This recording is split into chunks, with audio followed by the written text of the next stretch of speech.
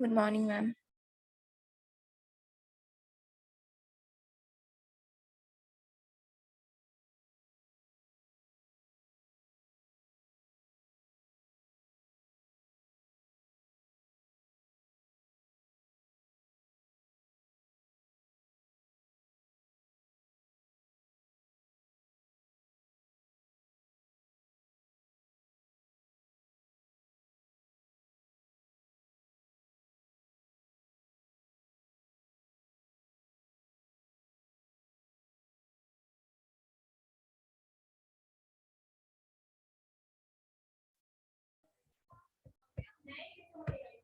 Good morning. Good morning, ma'am.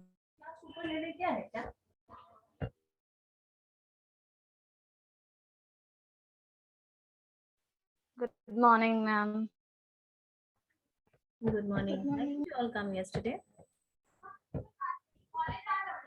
Okay. Today we are going to start David McClelland, Three Needs Theory. है ना? ये करना है ना? Yes, ma'am.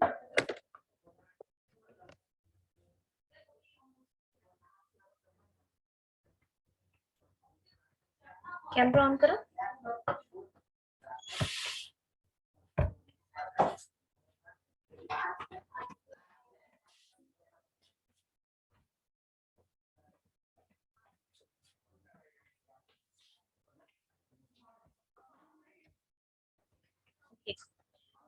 David मैक्लेलैंड, camera on करिए.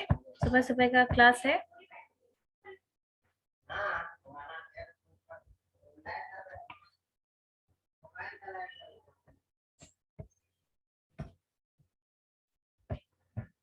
Switch on your cameras, everyone.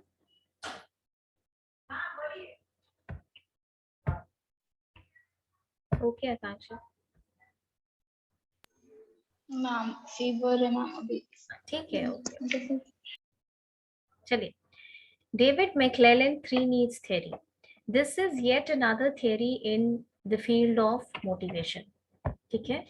Motivation में कुछ important theories जो दी गई हैं, जैसे कि Abraham Maslow need hierarchy theory, McGregor X and Y theory, McClelland three needs या क्वायर नीड्स थ्योरी, और प्रोसेस थ्योरी में विक्टर ब्रूम की थ्योरी है, and there are other theories.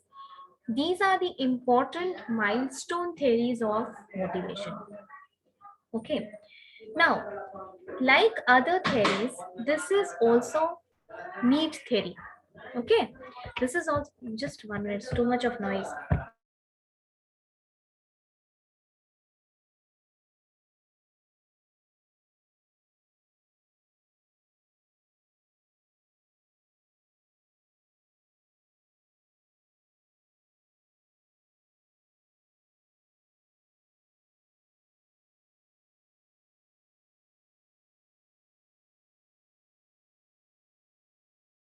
Okay.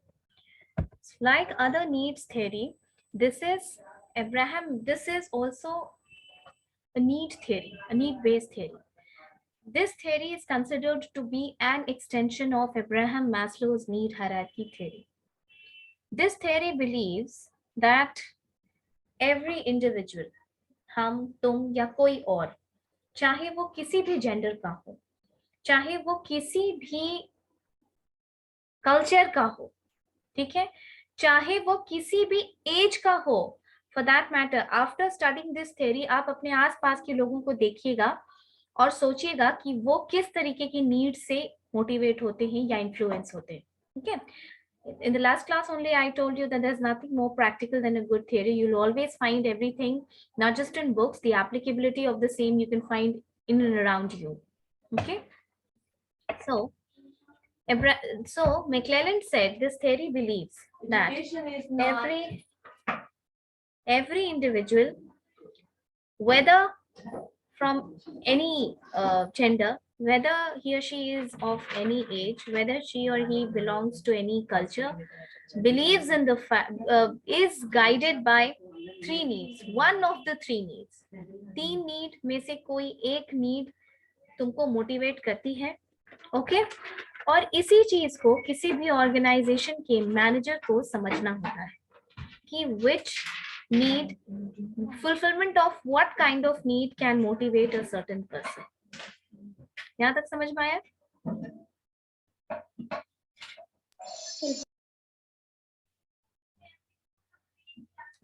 बाकी लोग ऐसे क्लास पैसिव ना कथा की जैसा मत सुनो। बाकी लोग कैमरा ऑन करो, और कैमरा नहीं तो एटलीस्ट माइक तो ऑन किया करो। यस और नो कुछ नहीं, और फिर जब मार्क्यू लेंगे तो आधा लोग गायब हो जाना और आधा लोग अनशन बोलना।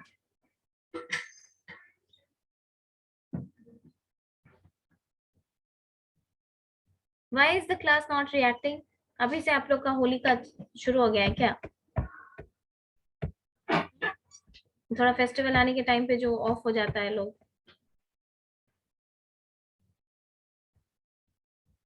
मुस्कान, Anshu, Ashish, Rajiv and Priyanshu, very few have joined. Yes, ma'am. Camera on कीजिए। ऐसे कैसे पढ़ते हैं आप लोग? सुबह सुबह का 10 बजे का क्लास है। किसी को कोई प्रॉब्लम है तो वो एक अलग बात है। अभी तक जितना समझाए वो समझ में आया? This theory believes कि every individual, तुम, हम, कोई बच्चा, कोई सीनियर, there are 3 needs जो इन्होंने बताया. We'll just discuss all these 3 needs in the class. इन तीनों में से किसी एक नीड से आप मोटिवेट होते हैं, ठीक है? और अगर मैनेजर ये समझ ले कि तुम्हारी नीड क्या है, तुम किस तरीके के इंसान हो, तुम किस तरीके की नीड से मोटिवेट हो सकते हो, then they can tap the potential from you. Okay? Why is this theory also called acquired needs theory? इस थ्योरी को acquired needs theory भी बोला जाता है. Why? इसलिए क्योंकि this is not inborn. ये जो needs होती हैं आपकी, जो अभी हम लोग डिस्कस करेंगे कि कौन कौन सी नीड डेविड मैक्लेलन ने बोला है, ये नीड inborn नहीं है, inherent नहीं है. These needs are those needs which you have acquired from the culture in which you have grown, acquired from the experience that you have gained, that you have had in your life. 3 needs theory की इतना देर समझ में आया तुम लोग को? Yes, ma'am. Yes, ma'am. ये जो नीड है, ये जो 3 नीड हम लोग अभी डिस्कस करेंगे, ये तुम्हारे बिहेवियर को शेप करती है, ठीक है? और तुम्हारे अगर इस नीड का ख्याल रखा जाए, this need is taken care of by the managers in the organisation, they can motivate you to a great limit to work towards the achievement of those goals and objectives. Okay, that is why this is very important for the managers to understand that which of the 3 needs motivate every individual. अब हम लोग need की बात कर रहे हैं. Let's discuss the needs. कौन सी 3 need है? जैसे अब्राहम मैस्लो में 5 नीड्स थी ना? Yes, ma'am. नीचे से ऊपर physiological, safety, social, self esteem, self actualisation, ये 5 नीड थी मैस्लो के नीड हायरार्की थ्योरी में. सिमिलरली जब हम डेविड मैक्लेलन की 3 नीड्स थ्योरी पढ़ते हैं तो यहाँ पे भी 3 नीड्स पढ़ते हैं. पहला नीड ये लिख लो, write down. The first need is need for achievement. Need for achievement. अब ये बताओ अचीवमेंट का क्या मतलब होता है?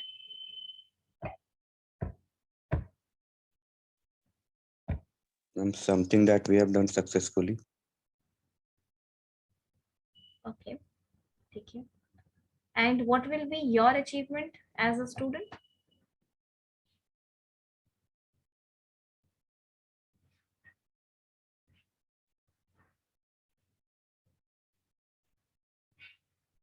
मैम अच्छे मार्क्स से पास आउट होना, फिर जो भी गोल है, जो भी लाइफ में बनना चाहते हैं उसको जॉब लेना.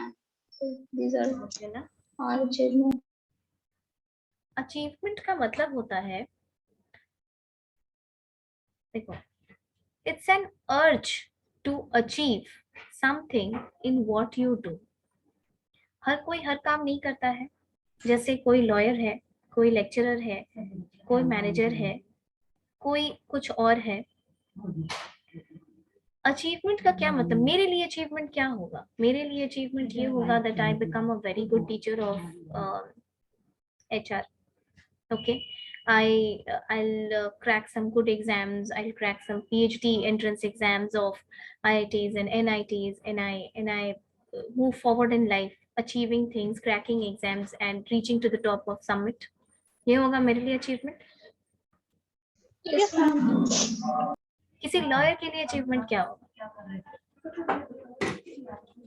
अचीवमेंट का मतलब समझो पहले, तब ये नीट समझ में आएगा। किसी लॉयर के लिए अचीवमेंट क्या होगा?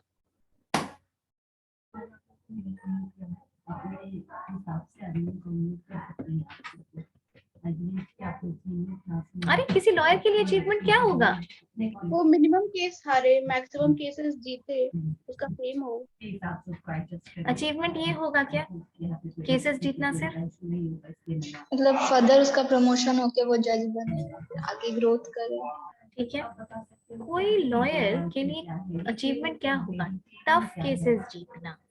तुमको लास्ट क्लास में भी बताए थे कि जो चीज तुमको मुश्किल लगती है ना, कोई टॉपिक जैसे अकाउंट्स में कुछ समझ में नहीं आ रहा है, कॉस्ट वॉस्ट ये सब चीज थोड़ा सा सबको टफ लगती है, जब किसी दिन बैठ करके ये समझोगे और फाइंड आउट कर लोगे, क्वेश्चन सॉल्व होने लगेगा। क्वेश्चन सॉल्व होने लगेगा, क्लास ले लो।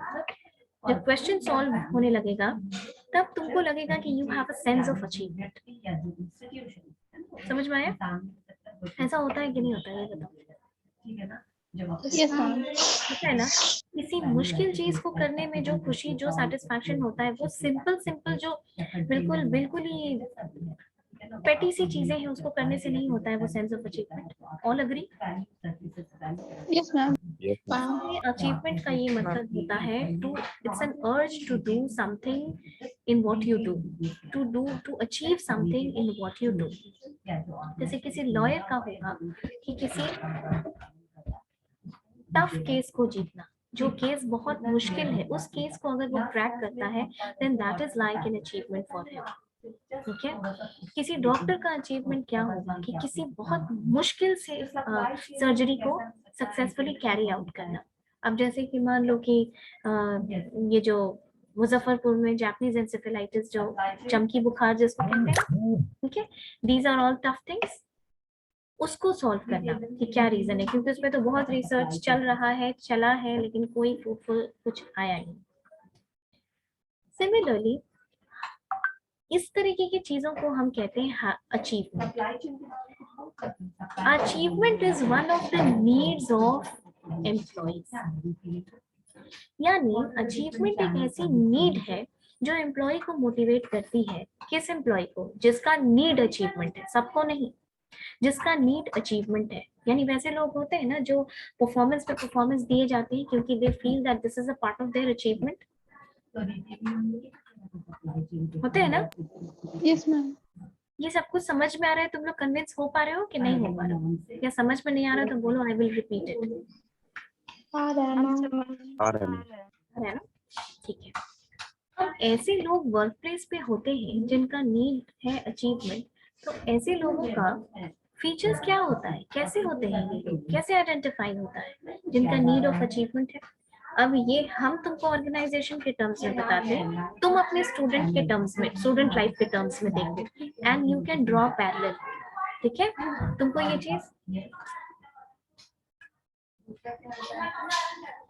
चीज समझ में आएगा कि ये चीज तुमको स्टूडेंट लाइफ में भी मिलेगी। The people who are guided by the need of achievement are those people who work to excel.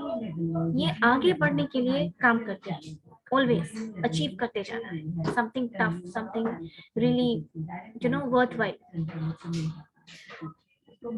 Then these are the people who avoid low risk situations and surprisingly also the high risk situations. ये वैसे लोग होते हैं जो need of achievement से guided होते हैं, जो लो रिस्क सिचुएशन, यानी वैसा काम जिसमें कोई रिस्क ही नहीं है, जो बहुत ही रेगुलर काम है, रूटीन काम है, लो रिस्क सिचुएशन काम को भी अवॉइड करते हैं और हाई रिस्क सिचुएशन काम को भी सरप्राइजिंगली अवॉइड करते हैं। बहुत हाई रिस्क है इस पे। अब तुम सोचो कि लो रिस्क जो चीज होगी उसको अवॉइड करने का कारण क्या होगा? मतलब सिंगल लेवल चैनल इसमें बीच में एक लेवल है, इसके आगे नीचे चैनल बोलो। है। हम यहाँ पे मैन्युफैक्चर के बाद नीचे ना और रिटेलर के बाद करते हैं। इसके बाद नेक्स्ट वही लो रिस्क काम है। अब तुमको एबीसीडी को लिखने के लिए बोलेगा तो तुमको अच्छा लगेगा क्या? यहाँ पे क्या कौन आ जाए ये भी पूरा बता दो। नो मैम, लगेगा बहुत No, छोटा सा ma'am. काम है, कोई भी कर सकता है। बस यही बात है। लो रिस्क काम एम्प्लॉय के हिसाब से वो क्यों अवॉइड करते हैं? इसलिए क्योंकि उस काम में कोई चैलेंज ही नहीं होता है। उस काम में कोई चैलेंज नहीं है, तो तुमको सेंस ऑफ अचीवमेंट आएगा ही नहीं। ठीक है, सच achievement which you get is meaningless। ये बहुत मीनिंगलेस होगा कि अगर तुम कोई लो रिस्क काम कर रहे हो। और हाई रिस्क जो सिचुएशंस होता है उसको भी अवॉइड करते हैं। उसको क्यों अवॉइड करते हैं बताओ? इसको अवॉइड करने का कारण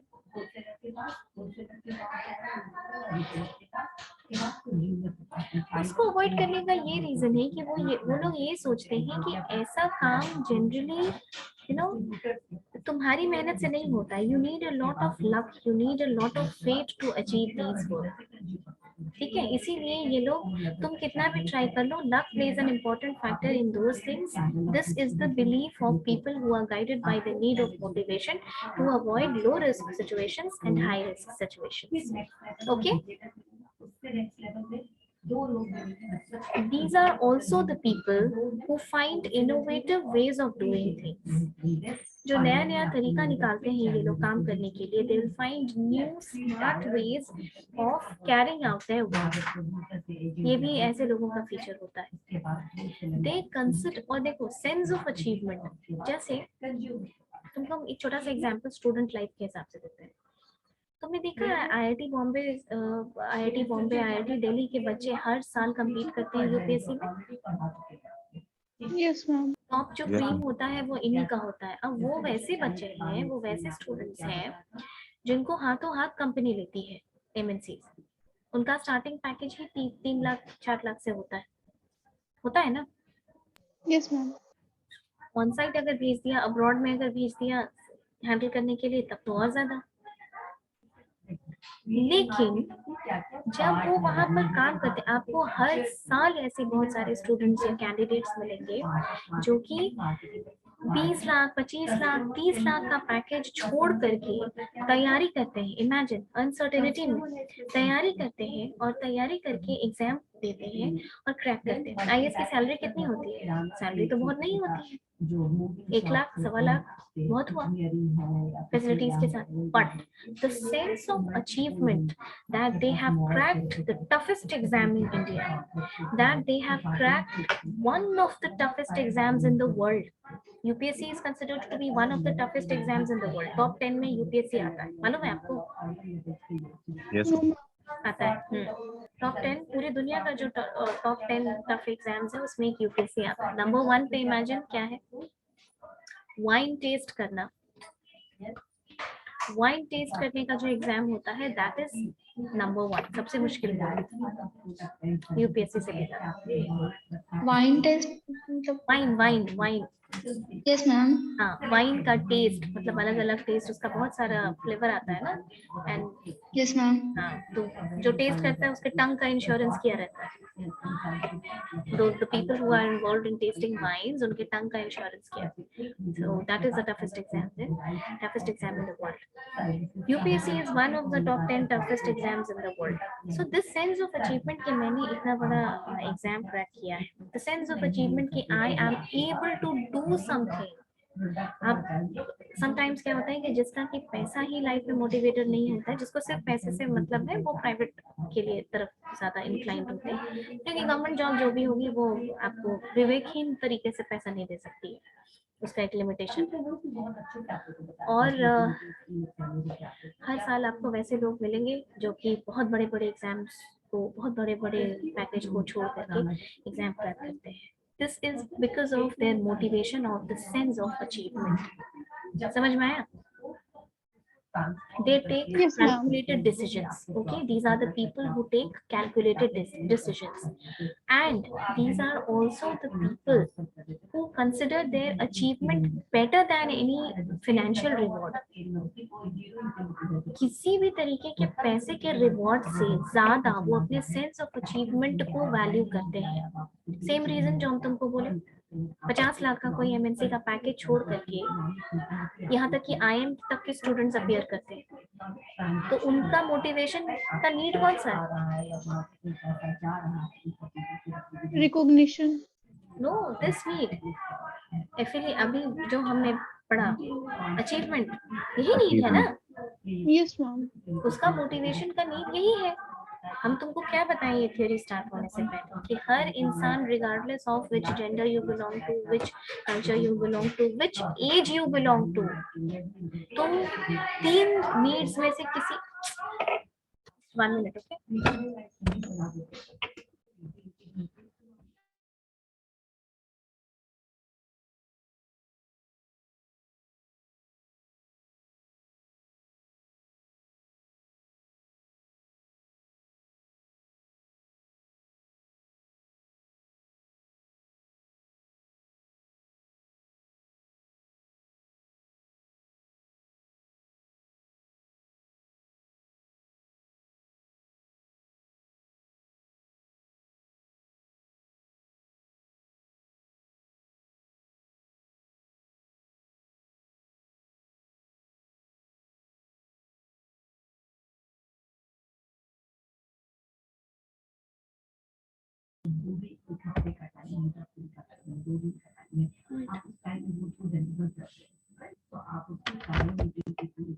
आवाज आ रही है? Yes, ma'am. Yes. तुमको मैंने इस थ्योरी को स्टार्ट करने से पहले बताया कि तुम्हारा कोई भी जेंडर हो, कोई भी एज हो, तुम 3 में से एक नीड से हमेशा, 3 में से किसी एक नीड से हमेशा मोटिवेटेड रहते हो. ये तीनों नीड हम पहले बता देते हैं. पहला जो अभी तुमको बताए, that is the need for Achievement. Achievement. दूसरा होता है द नीड फॉर पावर, और तीसरा होता है द नीड फॉर अफिलिएशन. ठीक है, अभी हमने नीड फॉर अचीवमेंट किया कि तुमको अचीव करने के लिए मोटिवेटेड होते हो. तुम्हारे लिए पैसा इंपॉर्टेंट नहीं होता है, but the sense of achievement is something that will always motivate you. तो क्या क्या टेक अवे था? नीड फॉर अचीवमेंट वाले लोग कैसे होते हैं, क्या क्या फीचर्स होता है, बताइए जल्दी जल्दी. कैसे होते हैं बता, अभी तो डिस्कस किए हम लोग.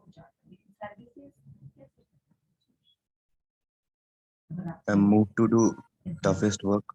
Okay, Most challenging. टफ काम, challenges, low risk situation avoid करते हैं, हाई रिस्क सिचुएशन अवॉइड करते हैं.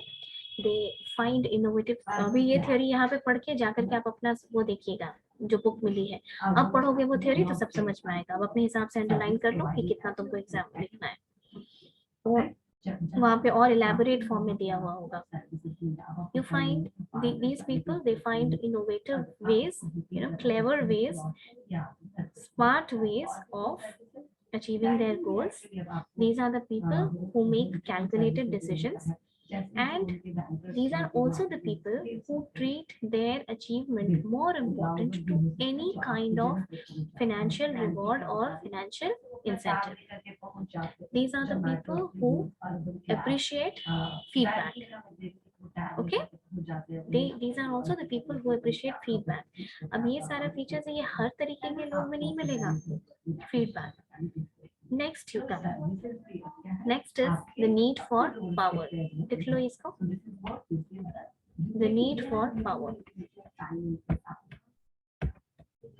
सोच के बताओ तो जरा कि पावर, जो जिन लोगों को पावर चाहिए होता है, जो लोग पावर से मोटिवेटेड होते हैं, वो कैसे लोग होते हैं, उनका फीचर्स क्या होगा. एक एफिलिएशन का हम तुमको, एक अचीवमेंट का तुमको बताए. सोच के देखो तो, जो लोग पावर की नीड में रहते हैं, जिनको पावर गाइड करता है, वो कैसे लोग होंगे. मैम, डोमिनेटिंग नेचर के. Very very good, dominating nature के. खुद को सुपीरियर मानेंगे, बाकी सबको इंफीरियर. गुड. और They will control and influence others. Very good. और कुछ ऐड करना है किसी को? मैम वो पावर पाने के लिए एथिक्स नहीं देखेंगे कि सही हो रहा है या गलत। नहीं, ये तुम नहीं बोल सकते हो हमेशा ऐसा हो, ये जरूरी नहीं है। देखो, घर में या अपनी सोसाइटी में या फिर तुम जितने लोगों को जानते हो उनमें से वैसे लोगों को जानते हो जिनके साथ अगर तुम डिस्कशन करो तो they just want to have the last word in the say, मतलब हम जो बोल दिए उसी से कंक्लूड हो जाना चाहिए। Yes, ma'am. होते हैं ना ऐसे लोग? Yes, ma'am. ऐसे लोगों को क्या जरूरी होती है, क्या जरूरत होती है? ऐसे लोगों को लगता है कि अगर उनके ऊपर किसी ने बोल दिया, किसी तरीके का डिस्कशन हुआ और उसमें अगला अपना पॉइंट प्रूव कर दिया तुम्हारे ऊपर, तो यू लॉस्ट, तुम्हारी इज्जत चलेगी, तुम्हारा स्टेटस कम हो गया, तुम्हारा सेल्फ एस्टीम कम हो गया। इस तरीके की फीलिंग आती है ऐसे लोगों को। So the people who are guided by the need for power, these are those people who, as Ashish rightly said, they have the tendency to control and influence others. वो दूसरों को हमेशा कंट्रोल करने के पोजीशन में रहेगा, दूसरों को इन्फ्लुएंस करेगा अपने से।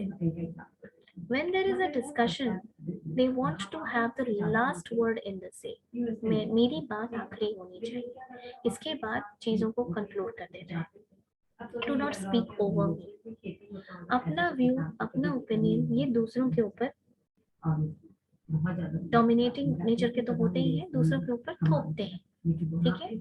लेकिन ऐसे लोगों का भी एक ये टेंडेंसी होती है कि they are very competitive in nature, ठीक है?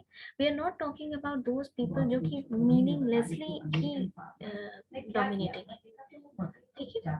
देखो, ऐसे लोगों को कॉम्पिटिटिव नेचर का माना जाता है। These are those people who prefer competition over collaboration. Collaboration माने सबको साथ लेके चलना, सबको साथ लेकर के चलना, आपसी सामंजस्य बना करके रखना। These are not those kinds of people. इनको लगता है कि कॉम्पिटिटिव नेचर होना चाहिए। तुम्हारे में अगर टैलेंट है तो उसको प्रूव करो, और नहीं है तो एक्सेप्ट करो कि तुम फेलियर हो। इस टाइप का टेंडेंसी रहता है इन लोगों को, ठीक है? कोलैबोरेशन, अच्छा चलिए आप भी आ जाइए, अच्छा चलिए आपकी भी बात रख लिए हम। ऐसे नेचर के नहीं होते हैं ये लोग। Okay, if you are a loser, accept that you are a loser. They believe in zero sum game. Zero sum game क्या होता है? ये एक वर्ड है, इसको कहा जाता है zero sum game. Zero sum game मतलब कि एक आदमी जीता तो दूसरा आदमी हारा, इससे इनको कोई प्रॉब्लम नहीं है। लेकिन हाँ, the good side of these people are, क्योंकि ये कॉम्पिटिटिव नेचर के होते हैं, ये डिसीजन अच्छा लेते हैं। दूसरी बात, ये बहुत डिसिप्लिन्ड होते हैं और सेल्फ मोटिवेटेड होते हैं, ठीक है? और ये डिसिप्लिन्ड होते हैं, इसीलिए ये जिस टीम को लीड करेंगे उस टीम में भी इनका एक्सपेक्टेशंस यही रहता है। जिस टीम को ये लीड करते हैं उस टीम का भी एक्सपेक्टेशंस इनका यही रहता है कि वो भी डिसिप्लिन में रहे। तुमने ऐसा देखा है कि नहीं ऐसे लोगों को? जो फीचर्स हम लोग अभी डिस्कस कर रहे हैं,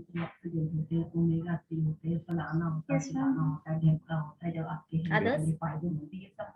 Yes, ma'am. We have these people at homes also, right? And at least one you will have who wants to have the last word, who is competitive, जिसको लीड करने की टेंडेंसी होती है। वैसे लोगों को ये भी क्वालिटी होती है, ये लीड बहुत अच्छा करते हैं, मतलब मेरे ऊपर कुछ मत बोलो लेकिन आई विल लीड यू। तो यही चीज, क्योंकि इनको इनकी पर्सनल प्रेस्टीज और पर्सनल बेटरमेंट और पर्सनल स्टेटस हर चीज से ऊपर इम्पोर्टेंट लगता है। इस तरीके के लोग जो ऑर्गेनाइजेशन में होते हैं ना, ठीक है, इस तरीके के लोग जो ऑर्गेनाइजेशन में होते हैं ये अच्छे लीडर्स बनते हैं। ऑल्दो हम कहते हैं कि लीडर मास का नेता होता है, लेकिन कई बार क्या होता है कि लीडर को वैसी चीजें दिखाई देती है, नजर आती है, समझ में आती है जो नॉर्मल मास को नहीं आती है. So sometimes maybe the mass cannot be convinced by the immediate decision of a leader, but in the long run, the mass is going to be experiencing the betterment out of it. इसीलिए ऐसे लोग जो होते हैं organisation में, इनकी leadership quality अच्छी होती है, क्योंकि ये थोड़े डोमिनेटिंग नेचर के होते हैं. They want to have the last say in the decision. These are those people who believe in zero sum game, means one person wins and the other loses. They believe in competition over collaboration, ताकि हमेशा ही skill और talent superior रहे.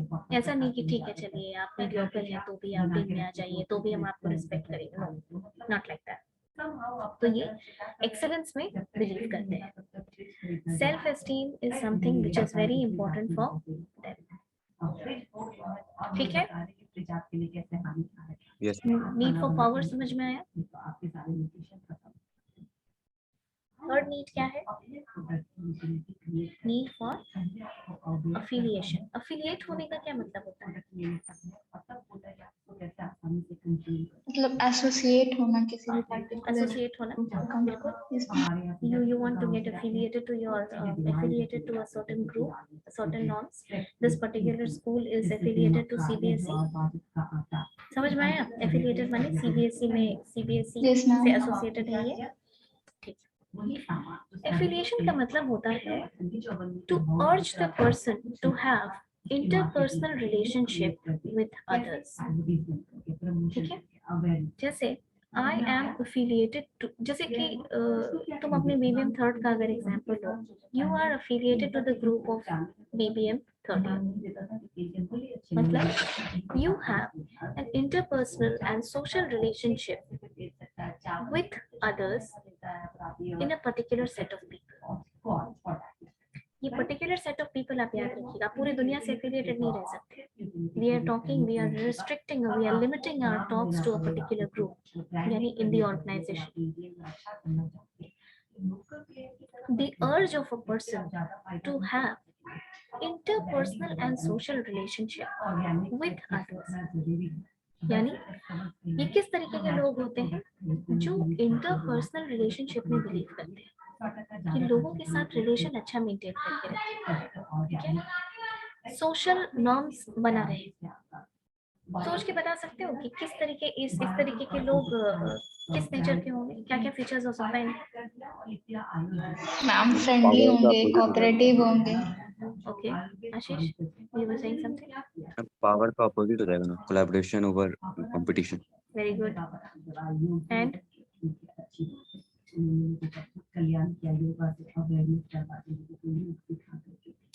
अब जिनको interpersonal relationship बहुत अच्छा बनाना है वो कैसे नेचर के लोग होंगे? Friendly, cooperative. जो ग्रुप बोलेगा उसी पे वही डिसीजन. बहुत अच्छा. और लोग करे या ना करे वो दूसरी बात है. कम से कम इतनी जानकारी तो उनके पास एक हमारे ट्रेडिशन का, हमारे कल्चर के. देखो, जब तुम वैसे इंसान हो, जब तुम उस तरीके के इंसान हो जो कि ग्रुप में रहना पसंद करते हो, जब तुम उस तरीके के इंसान हो, जब तुम इंटरपर्सनल रिलेशनशिप बिल्ड करना पसंद करते हो, so definitely you cannot be one person who wants to have the last say in the group. आप ग्रुप मेंटेन करके रखते हैं. फैमिली में एक आदमी जो सबके साथ बना के रखना चाहता है या सबके साथ ठीक ठाक रखना चाहता है इंटरपर्सनल रिलेशनशिप, वो तो कॉम्प्रोमाइज भी बहुत करता है. Yes ma'am. कॉम्प्रोमाइज करता है ना कि ठीक है कोई बात नहीं है, जो जैसा अब फैमिली में तुमको जो नॉर्म्स बना हुआ है, ठीक है, नीड फॉर एफिलिएशन अगर तुम्हारा ज्यादा है तो क्या करोगे तुम? जो फैमिली में चला आया है वही तुम चुपचाप फॉलो करोगे. You will not question it कि ऐसा क्यों है, हम ऐसा नहीं करेंगे. ठीक है. अगर तुमको नीड फॉर एफिलिएशन है, एफिलिएट होने की तुम्हारी टेंडेंसी है, तो तुम तो बात मानोगे उसकी कि ठीक है कंपटीशन नहीं, हम कोलैबोरेशन से चलेंगे, हम मम्मी की भी बात मानेंगे, हम पापा की भी बात मानेंगे, जो बना आया है हम एक्सटेंडेड फैमिली की भी बात मान लेंगे for that matter. You will not have the tendency, you will not have the guts to change the social norms, right? जो भी ग्रुप का नॉर्म्स है उसको चेंज करने की बहुत टेंडेंसी तुम्हारे अंदर नहीं होगी, तुम नहीं चेंज कर सकोगे। क्यों? क्योंकि तुमको ग्रुप को खुश करना है। समझ में आया? These are also those people in the organization जिनको जब ग्रुप में डाला जाता है तो इनको अपना कुछ बहुत ज्यादा नहीं रहता। They are okay with how the group is going. Understood? They are completely okay with how the group is performing. If the group says yes, they will say yes. If the group says no, they'll say no. They will have a tendency to go with the group. And these are those people who do not want to change a lot about the set culture of the society. They adhere to the norms of the culture. These are not risk seekers. और दूसरी बात देखो, तुम्हारे अंदर need for achievement या need for power रहेगा तभी ना तुम कुछ क्वेश्चन करोगे, कुछ चेंज करने की टेंडेंसी होगी तुम्हारे अंदर, होगी कि नहीं? Yes. और नीड फॉर एफिलिएशन रहेगा तो तुमको क्या लगेगा, नहीं नहीं हम अगर कोई बात उठा दिए और ये ग्रुप में रिजेक्ट हो गया तो मेरी तो बदनामी हो जाएगी, मेरी बदनामी होगी, और दूसरी बात मुझे ग्रुप में रिजेक्शन का सामना करना पड़ेगा। इसी डर की वजह से ऐसे लोग ऑर्गेनाइजेशन में भी किसी बात के अगेंस्ट में नहीं उठाते हैं आवाज। They are okay with how the group is going, क्योंकि इनको फियर ऑफ रिजेक्शन बहुत ज्यादा होता है। These seek to work in a group by creating, friendly. ये लोग ग्रुप में काम करना पसंद करते हैं and creating friendly and lasting relationship, and they have the tendency to be liked by others. ये लोग चाहते हैं कि affiliated रहने का क्या मतलब होता है कि तुमको भी उस चीज की नीड है कि सब तुमको पसंद करे, तुमको कोई रिजेक्ट ना करे। समझ में आई बात? तुम्हारे इंटरपर्सनल रिलेशनशिप ठीक रहे। ये वैसे लोग होते हैं जो ऑर्गेनाइजेशन के रूल्स एंड रेगुलेशंस को एकदम स्ट्रिक्टली फॉलो करते हैं। किस तरीके की जॉब्स में ये नीड काम करती है? कस्टमर सर्विस, ठीक है, customer service, customer interaction position, CRM, ऐसी चीजों में आप देखेंगे तो वो ग्रुप में इंटरपर्सनल स्किल्स जिनकी अच्छी होती है, जो कंप्लायंस में रहते हैं, उनकी नीड इस तरीके की होती है। Do you understand this? Yes. समझ में आया ये तीनों नीड? मैम तो ये सेल्फ मोटिवेटेड नहीं रहेंगे? ये सेल्फ मोटिवेटेड नहीं रहेंगे। ये सेल्फ मोटिवेशन की बात ही नहीं हो रही है मुस्कान। दिस इज अबाउट कि इन तीनों ने, डेविड मैक्लेलन, ये 1960 में ये थ्योरी दी गई है, ठीक है, जिस समय अब्राहम मैस्लो की थ्योरी आई थी।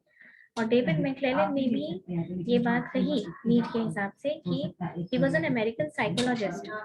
उसने रिसर्च करके ये बात फाइंड आउट किया कि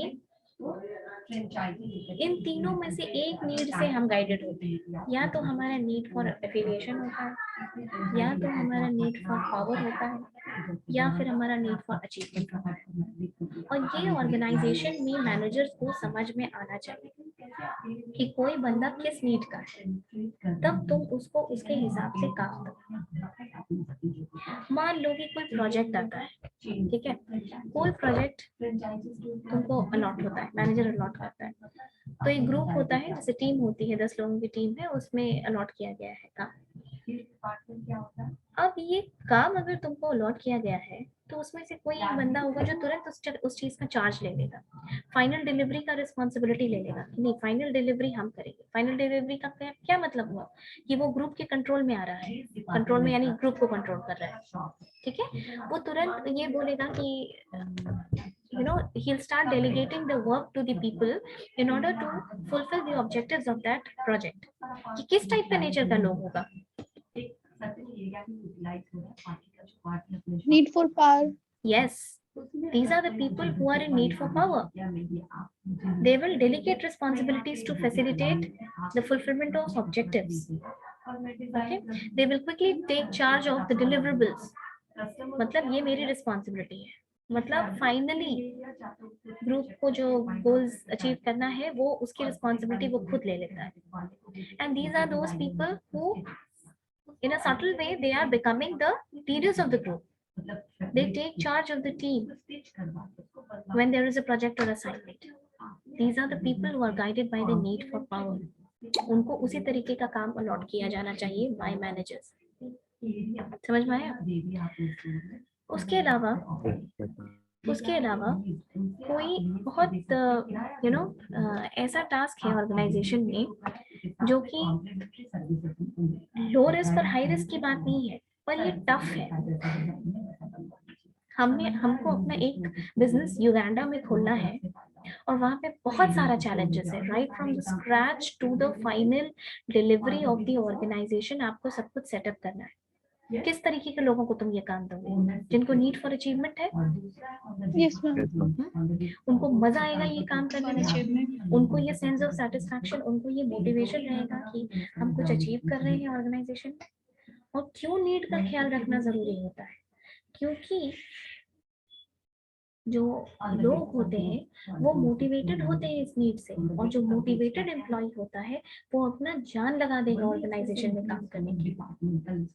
ये सिर्फ ऑर्गेनाइजेशन की बात नहीं है, ये तुम्हारे अपने लेवल की भी बात है, अपने स्टूडेंट लेवल की भी बात है। तुम जिस दिन तुम्हारा ये नीड इस चीज में डेवलप हो जाएगा कि हमको कोई बड़ा एग्जाम क्रैक करना है, तुम अपनी जान लगा दोगे। फिर तुम्हारे पास किसी एक्सक्यूज की कोई जगह नहीं रहेगी। हम सुबह लेट से उठते हैं, हमको मम्मी मार्केट भेजती, हमको रिलेटिव के घर में जाना था, आज नींद ज्यादा आ रही है, आज लाइट नहीं है, आज एसी नहीं चल रहा है, ऐसी कोई चीज तुम्हारे आड़े नहीं आ सकती। अब सोचो कि प्रोजेक्ट मैनेजर कोई काम अलॉट किया है, ठीक है, उसने वो काम अलॉट किया, और काम अलॉट करने के बाद जब ग्रुप में काम अलॉट हो रहा है तो एक बंदा है जो चुपचाप है, ठीक है, ज्यादा मीटिंग के समय में बोलता नहीं। ग्रुप में काम अलॉट हो गया, he is like okay whatever the group does I will do it according to that. दूसरी बात, ग्रुप की जब बात हो रही है और कोई एक बंदा अगर बोलेगा नहीं हम लोग ऐसे नहीं करेंगे, we will do something which is risky, that person becomes uncomfortable. Okay, that person will become uncomfortable while doing while even the talks about the taking high risk goes on. He is happy agreeing with the team कि group में जैसे जो काम होगा वो साथ में हम लोग कर लेंगे। किस टाइप का नीड हुआ ये? एफिलिएशन हुआ। बाकी लोगों को समझ में आया? Yes, ma'am. ठीक है, Yes, ma'am. यही होता है नीड। डेविड मैक्लेलन की जो 3 नीड्स थ्योरी है ये यही है, need for achievement, need for affiliation, need for power. एक बात ध्यान रखिएगा, ऑब्जेक्टिव वगैरह में इसमें तो नहीं, कंपटीशन के ऑब्जेक्टिव्स में पूछा जाता है कि which of the need theories is also known as acquired needs theory. David McClelland की नीड थ्योरी को बोला जाता है एक्वायर्ड नीड थ्योरी। क्यों एक्वायर्ड नीड बोला जाता है? क्योंकि डेविड मैक्लेलन ये कहते हैं कि these needs are not inherent, ये इनहेरेंट नीड्स नहीं है, ये ग्रो करती है, ये नीड होती है, बनती है, पनपती है आपके एक्सपीरियंस से, आपको अपने लाइफ में क्या एक्सपीरियंस हो रहा है उससे। these are not inherent, these grow with the ethos of your culture। तुम किस कल्चर में, किस माहौल में पले बड़े हो, उस चीज को, यानी एक्सटर्नल फैक्टर इन्फ्लुएंस करता है ऐसी नीड्स को क्रिएट करने में। इसीलिए इसको अक्वायर्ड यानी जो बाहर से एक्वायर की गई है वैसी नीड की थ्योरी बोली जाती है। Understood? Yes, Yes, ma'am. This was David McClelland's acquired needs theory. Next class में एक बार next class which is tomorrow after Holi we will start a new need, ठीक है, न्यू नीड ऑफ एक और नीड थ्योरी है शायद, हम देख लेते हैं सिलेबस में, नहीं तो process theory of motivation start करेंगे tomorrow. Please come prepared with the 3 need theory, revise करके आना, अब्राहम मैस्लो, हर्ट्जबर्ग और डेविड मैक्लेलन की theory. Will make it a revision class. Okay, Yes, ma'am. yes.